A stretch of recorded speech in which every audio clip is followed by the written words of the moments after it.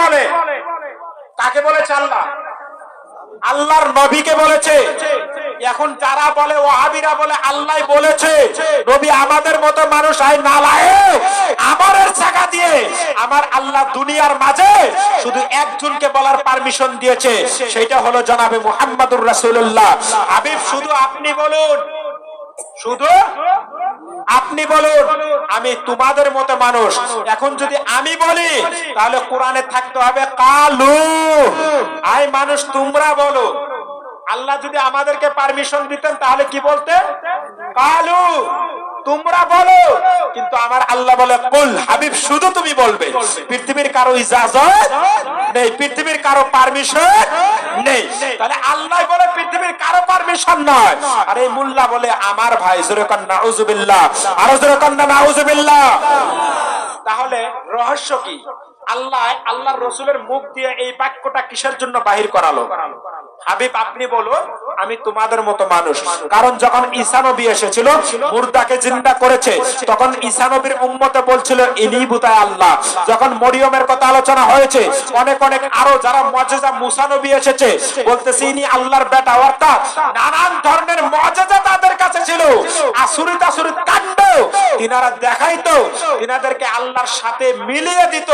আমার আল্লাহ বলল আমার হাবিবের সাথে যাতে আমাকে কোন জায়গায় একযোগ করে না, যার জন্য আমার আল্লাহ ওনার হাবিবের মুখ দিয়ে এই বাক্য বাহির করিয়ে সারা পৃথিবীর জগতের মানুষকে বুঝিয়ে দিয়েছে নবীকে নবীর মতো মানবে, তোমাদের মতো না। নবীকে নবীর মতো মানবে। তাহলে নবীজি যে 2 রাকাত নামাজে সালাম ফিরালো 4 রাকাতের জায়গায়, তাহলে আমার নবী কি জানেন নাই? আমার নবী কি ভুল হয়েছিল? আরে নাদানো, শোনো, আজকে নামাজ পড়তে যাও, ভুল হয় না? হয় না? নাই। আমার নবী যদি নামাজ ইচ্ছাকৃত ভাবে 2 রাকাত নামাজ ছেড়ে না দিত, আমরা যখনই নামাজে দাঁড়াইতাম 1 রাকাত যদি কোনোদিন ভুলে যাইতাম, ওই নামাজকে আর সহি শুদ্ধ করে আদায় করতে পারার সুযোগ ছিল না। আমার রাসূল উম্মতকে বাঁচানোর জন্য ইচ্ছাকৃত ভাবে নামাজ 2 রাকাতে সালাম ফিরিয়েছিল, যাতে আমার উম্মতের মাঝে একজন ব্যক্তির নামাজ যদি ভুল হয়ে যায়, যাতে সাজদায় সহদিয়ে শুদ্ধ করে নিতে পারে। জোরে কান সুবহানাল্লাহ। এই জন্য বলেছিল। এখন বলবেন তাহলে হাদিসের ব্যাখ্যা আপনি কি দিবেন?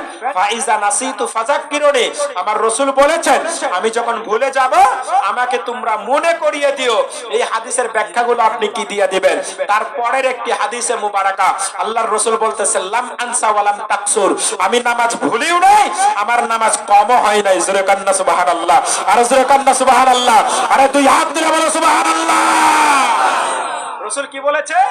আমি ভুলিও নেই আর আমার নামাজ কমও হয় নাই। নামাজ কত রাকাত ছিল? পড়েছেন কত রাকাত?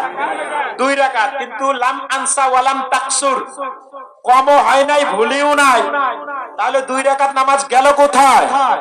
2 রাকাত নামাজ গেল কোথায়? এখন আসো তাফসীর বিভাগে। মোল্লা যে হাদিস দিয়ে তুমি আমার নবীর মান সম্মানকে ছোট করবে, ওই হাদিস দিয়ে মুফাসসিরিন একরাম আমার নবীর সম্মান বৃদ্ধি করে দিয়েছে। জোরে কান সুবহানাল্লাহ। কেমন ভাবে শুনো? তাহলে নবীজি 2 রাকাত কোথায় গেল? নামাজ তো 2 রাকাত পড়েছে, আর 2 রাকাত।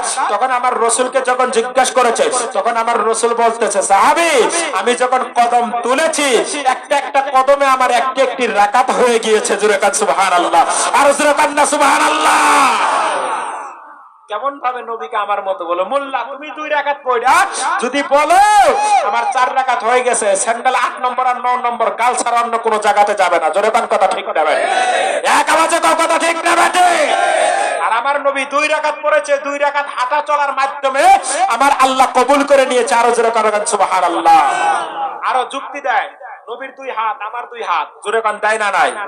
নবীও খায় আমিও খাই, নবীও চলাফেরা করে আমিও চলাফেরা করি, নবীও বিবাহিত আমিও বিবাহিত। পার্থক্য কোন জায়গায়?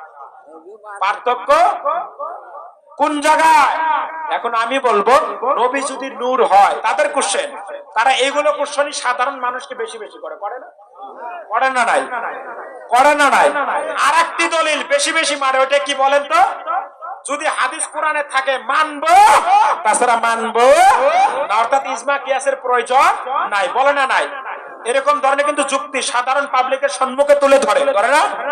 আমি বলবো একমত, হাদিস কোরআনে না থাকলে আমরাও মানবো না, আমরাও মানবো না। কথাটা গুরুত্ব দিয়ে শুনবেন, হাদিস কোরআনে যদি না থাকে আমরা একটাও মানবো না। এটা কিন্তু তাদের বাক্য। কার বাক্য? তাদের বাক্য। হাদিস কোরআনে যদি নাই মানবো না। আমিও বলছি, খুদার কসম খায় বলছি, যদি হাদিস কোরআনে না থাকে আমরাও মেনে নিব না। ছোট্ট করে জিজ্ঞাসা করবেন, তোর বাপের নাম কি? কি গো? হাদিস কোরআন ছাড়া মানি না, হয় না নাই? ওর বাবার নামটা কি বলেন তো?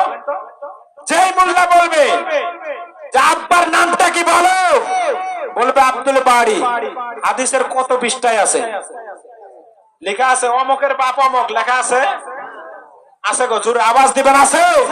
এই বাবা যুক্তিগুলো মনে রাখবেন, চাপার মধ্যে দিয়ে দিবেন, ভবিষ্যতে আর আসবে না, কখন আসবে না। হাদিস কোরআন ছাড়া আমরাও মেনে নিব।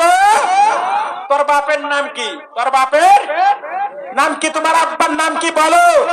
কিবা না কিবা তো হবে, যদি না হয় তাহলে হারামি। জোরে কোন কথা ঠিক না বেটি? এক আওয়াজে কোন কথা ঠিক না বেটি? আর যদি থাকে তাহলে তো বলবে না হাদিস কোরআন ছাড়া মানবো, এটা আর আব্বা মেনে নেবেন। কারণ নবীর ক্ষেত্র আসলে যদি হাদিস কোরআন ছাড়া মানি না, তোর বাপের ক্ষেত্র যখন আসবে আমরা কখনো হাদিস কোরআন ছাড়া মানবো। তোর আব্বার নাম